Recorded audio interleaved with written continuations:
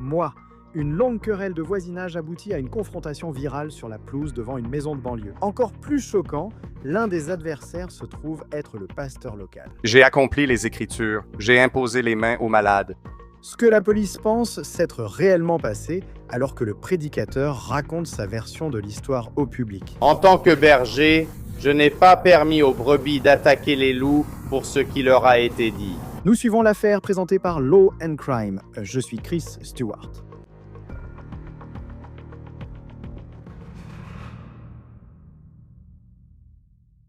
Lorsqu'on pense à un pasteur d'église, on le considère comme une personne très importante pour de nombreuses personnes et communautés. Un guide spirituel depuis l'autel, quelqu'un qui s'engage dans des œuvres philanthropiques dans votre communauté locale, et une personne qui montre l'exemple à la prochaine génération de fidèles. Mais le dernier endroit où vous vous attendriez à voir le pasteur de votre ville, c'est sur la pelouse de son voisin, en train de se livrer à ce qui semble être une bagarre. Mais le fait est que, d'après les rapports, ce n'était pas un incident isolé. En fait, cela couvait depuis longtemps apparemment. Maintenant, il est clair qu'il y a beaucoup à analyser dans cette affaire. Comme vous l'avez vu, le prédicateur avait beaucoup à dire à sa congrégation et aux médias sur cet incident présumé. Nous recevons aussi des informations des autorités sur leur version des faits, car le pasteur est désormais poursuivi pénalement. Passons donc au sujet principal. Tout d'abord, qui est ce pasteur? Eh bien, il s'appelle Tony Spell. Et selon l'advocate en Louisiane, cet homme de 48 ans est le pasteur principal de l'église Life Tabernacle à Bâton Rouge, en Louisiane, depuis 2009. Donc, il officie dans cette église depuis près de 2 décennies. L'église elle-même semble aussi avoir une grande communauté et de nombreux fidèles. Ils ont rassemblé 18 000 abonnés sur Facebook qu'ils utilisent pour publier des sermons quotidiens à l'attention des spectateurs en ligne. Et comme vous l'avez vu plus tôt, le pasteur Spell a abordé cette confrontation particulière dans l'un de ses sermons cette semaine. Mais pour quelqu'un qui semble être une figure bien connue à Bâton Rouge, on ne peut pas lui reprocher d'essayer de rétablir la vérité. Nous allons aborder la version du pasteur Spell dans un instant, mais il y a plusieurs autres aspects de cette histoire à explorer d'abord. Et cela inclut ce que la victime présumée a rapporté et ce que la police a recueilli. Voici donc ce que la victime, le voisin de 20 ans du pasteur Spell, aurait déclaré à la police au sujet de l'incident survenu le 23 juin. Ceci provient directement de l'affidavit de cause probable du bureau du shérif d'East Baton Rouge. Citation.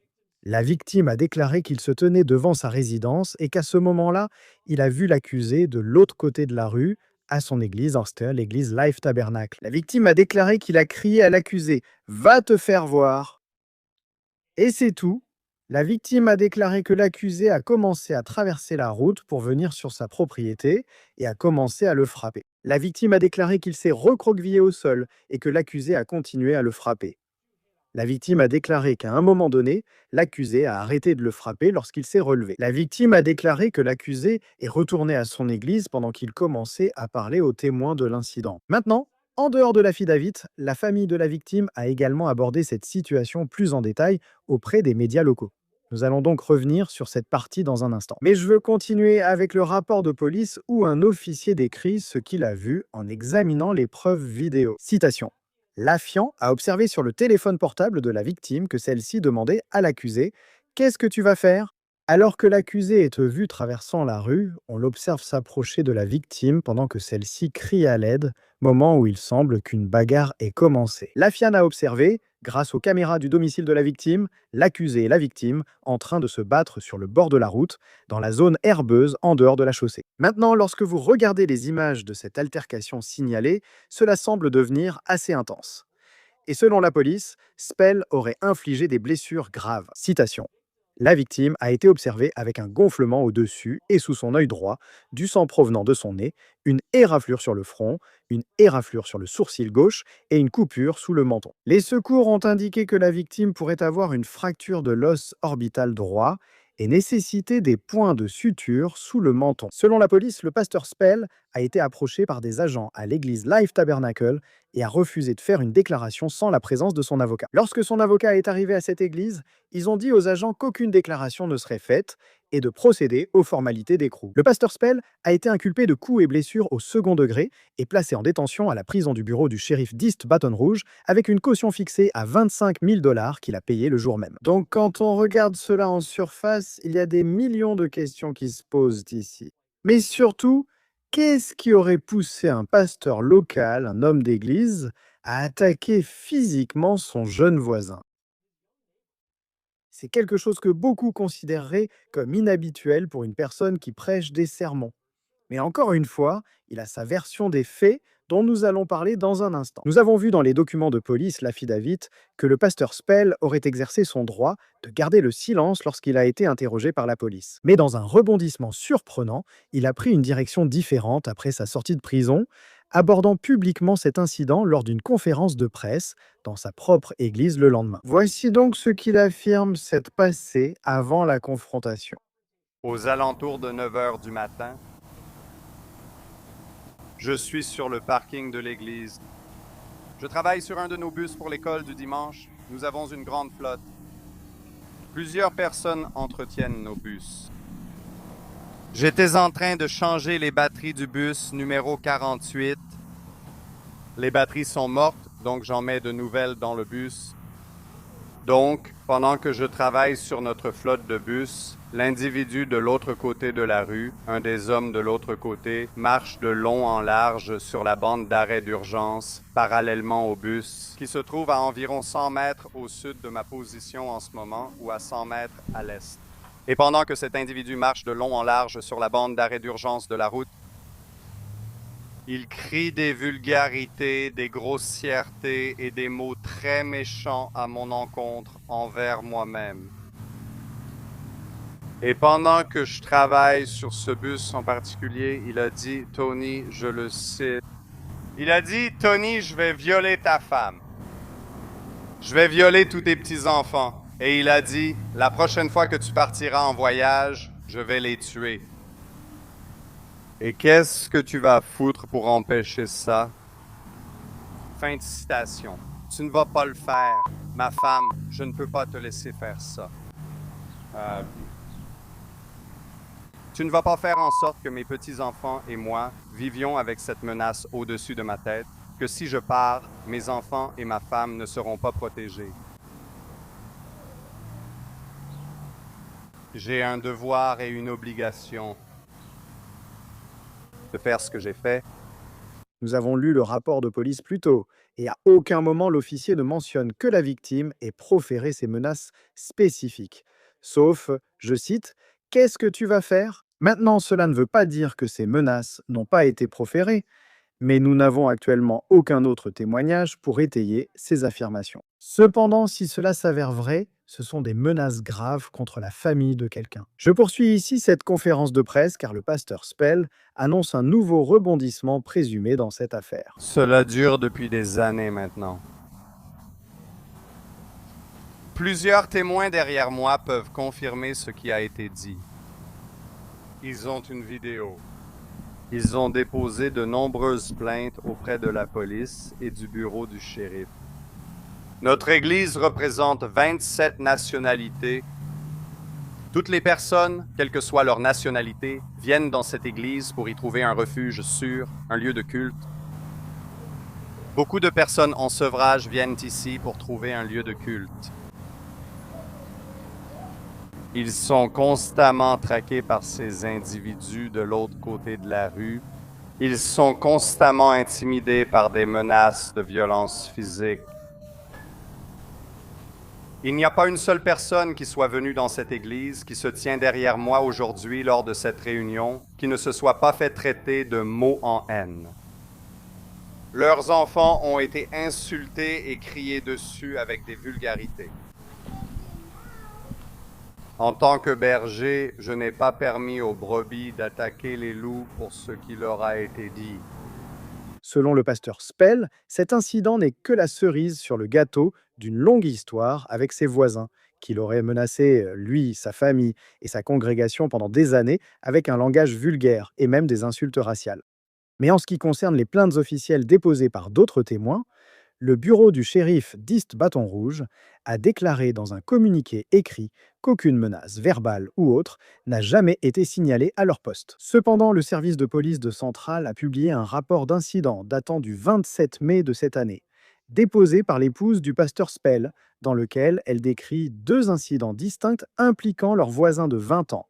Le premier incident aurait eu lieu le 4 mars vers 9h28 du matin. Elle sortait de son allée en direction de l'est sur la route où elle habite.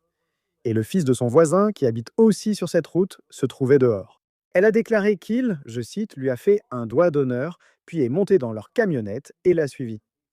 Il l'a suivie de très près alors qu'elle s'approchait du virage à droite. Et elle a déclaré qu'il s'est arrêté à côté d'elle à un feu rouge. Le suspect a alors baissé sa vitre et a commencé à crier des obscénités, agissant comme s'il allait sortir de sa camionnette verte. Madame Spells a déclaré qu'elle s'est rapidement avancée par peur qu'il ne s'approche d'elle. Elle n'a pas signalé cet incident à la police. Dans la même plainte, l'épouse du pasteur Spells a déclaré qu'un incident similaire s'était produit quelques jours plus tard, le 8 mars, mais cette fois en présence de son mari. Citation, elle a déclaré qu'alors qu'elle et son mari sortirent du parking et de leur église et de leur maison, le fils de leur voisin se tenait dans son allée, je cite, il nous faisait un doigt d'honneur et se saisissait l'entrejambe. Il a déjà fait la même chose par le passé. Quelques minutes plus tard, elle et son mari conduisaient et approchèrent de la banque du voisin qui se trouve sur Sullivan Road en direction du sud. Et ils ont remarqué que le pick-up vert du suspect arrivait rapidement juste derrière eux. Soudainement, le suspect a dévié brusquement vers la droite pour les dépasser et a semblé revenir dans leur voie. Le suspect leur a coupé la route, traversant 3 voies et tournant à gauche sur une route, manquant de peu de percuter leur véhicule. Donc, selon le rapport du service de police de Centrale, nous avons effectivement des plaintes officielles de l'épouse de Spell datant d'au moins mars, donc il y a 3 mois. Et le rapport indique également que le chef de la police centrale connaissait bien les 2 familles et savait qu'il y avait un historique de plaintes des 2 côtés l'un contre l'autre. Mais le chef a déclaré qu'il n'était au courant d'aucune plainte officielle concernant des agressions, que ce soit auprès de la police ou du bureau du shérif auparavant. Nous avançons donc jusqu'au mois de mai, et la police a abordé ces plaintes avec les voisins concernés. D'après la police centrale, le jeune homme de 20 ans était absent lors de l'arrivée des agents qui ont alors échangé avec son père. L'agent lui aurait dit qu'il n'avait pas de motif probable pour inculper son fils d'un crime sur la base des allégations de l'épouse du pasteur Spell. Mais l'agent a conseillé à son fils de ne pas contacter ou approcher l'épouse du pasteur Spell de quelque façon. Cependant, pendant que cette conversation avait lieu, l'agent a déclaré qu'un pick-up blanc est arrivé à l'église et que le pasteur Spell et son épouse en sont sortis. Cette dernière aurait couru jusqu'au bord de l'allée et aurait commencé à les filmer. L'agent a déclaré que le couple s'est également mis à crier bruyamment et à faire des gestes de la main inconnus à leurs voisins. Voici ce que le rapport indique s'être passé ensuite. Citation. Soudainement, le voisin s'est alors mis à crier des obscénités, à se saisir l'entrejambe et à faire des gestes de la main en direction du pasteur Spell et de son épouse. Les cris échangés entre les 2 parties ont duré plusieurs secondes. L'officier a crié de l'autre côté de la route, ordonnant au pasteur de remonter dans son camion et de cesser ce comportement. L'officier a également demandé au voisin de se calmer et d'arrêter de faire ces gestes de la main en direction du pasteur. Après que les 2 parties se soient criées dessus à plusieurs reprises, soudainement le pasteur Spell et sa femme sont remontés dans leur camion et le voisin a arrêté de crier. Et après quelques instants de plus, lui aussi s'est retourné et est rentré dans son allée derrière les doubles portails en bois. Quel bazar, paraît-il. Donc non seulement il y aurait eu 2 incidents présumés impliquant le jeune homme de 20 ans, mais lorsque la police est venue enquêter, l'officier aurait vu le pasteur, sa femme et le père du jeune homme se disputer en temps réel. L'affidavit du commissariat central a indiqué qu'aucune autre mesure n'a été prise dans ce cas.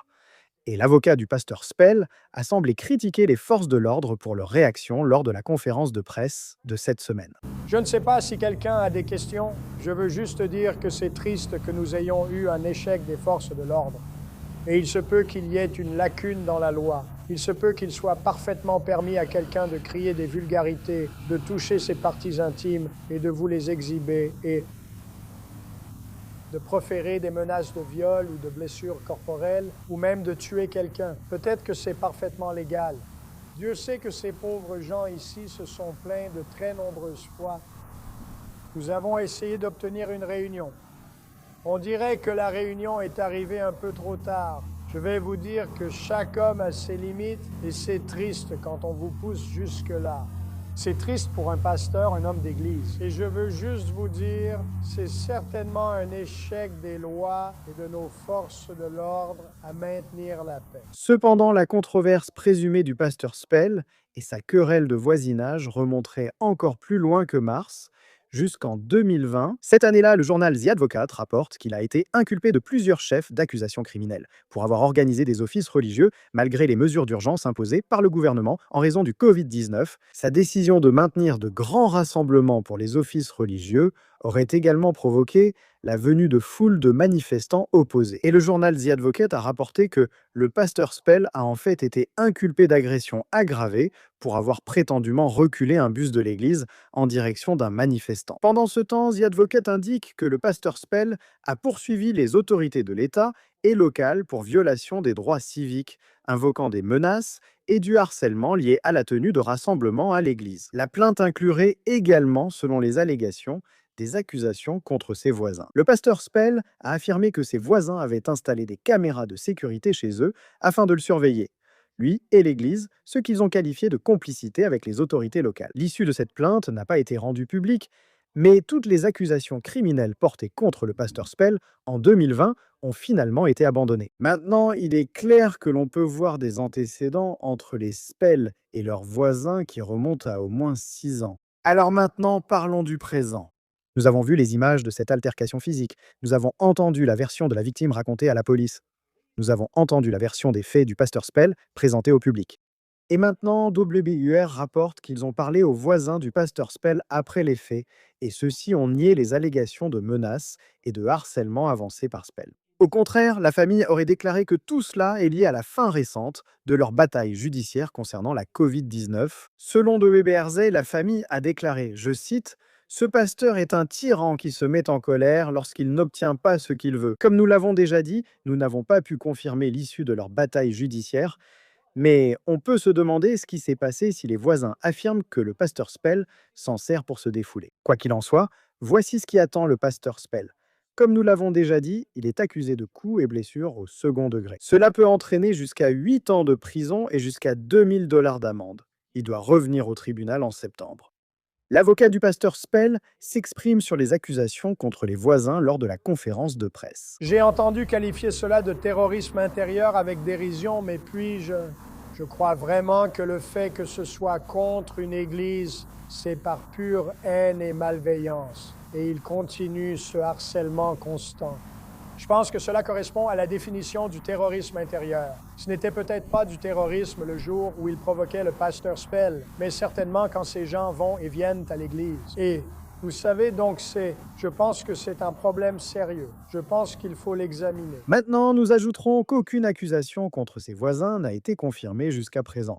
Pendant ce temps, alors que l'affaire du pasteur Spell progresse, il aurait transformé toute cette situation en un exemple spirituel pour sa congrégation. En mon nom, ils imposeront les mains aux malades et ils seront guéris. Alors aujourd'hui, frère Méry et vous tous, j'ai accompli l'Écriture. J'ai imposé les mains aux malades. Je ne sais pas s'ils guériront, mais j'ai imposé les mains aux malades.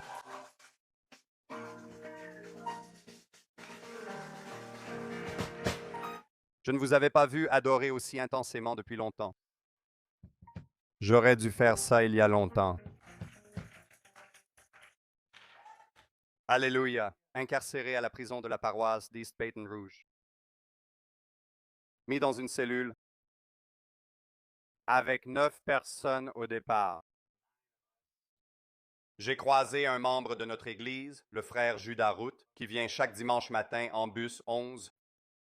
Il a dit, « Pasteur, nous avons déjà entendu. Nous le regardions déjà à la télévision avant votre arrivée. » Et il a dit, « Je veux juste vous dire quelque chose, les gars. » Il a dit, « C'est un homme de Dieu et ma femme pense qu'il est Jésus. » Après cela, tout allait bien pour moi, frère Woody.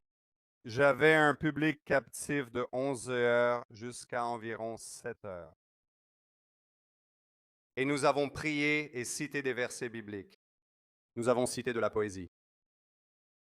Les détenus étaient très gentils. Les prisonniers étaient très courtois, très respectueux. Les gardiens étaient occupés à surveiller et à revoir l'altercation. Tout le monde pouvait jeter un coup d'œil pour voir. Je ne l'ai pas encore vu, ou le maire ne l'avait pas encore vu. Je viens de récupérer mon téléphone il y a quelques minutes. Donc, le terrorisme intérieur est toléré de nos jours. Quand vous voyez que, pour produire, vous devez obtenir la permission de ceux qui ne produisent rien. Quand vous voyez que l'argent va à ceux qui ne font pas commerce de biens, mais de faveurs. Quand vous voyez que vos lois les protègent contre vous et non vous contre eux. Quand vous voyez la corruption être récompensée et l'honnêteté devenir un sacrifice de soi, alors vous pouvez savoir que votre société est condamnée. Les lois sont empilées contre nous depuis environ 6 ans maintenant, mais c'est un pas de trop. Nous ne pouvons pas parler de ce qui s'est passé aujourd'hui. Je veux simplement dire merci à Dieu pour une Église qui soutient ce pasteur. Merci à Dieu pour votre confiance. C'est tout pour l'affaire présentée par Law and Crime. Abonnez-vous à nous sur YouTube et Spotify. Nous diffusons aussi sur Peacock. Je suis Chris Stewart. On se retrouve la prochaine fois.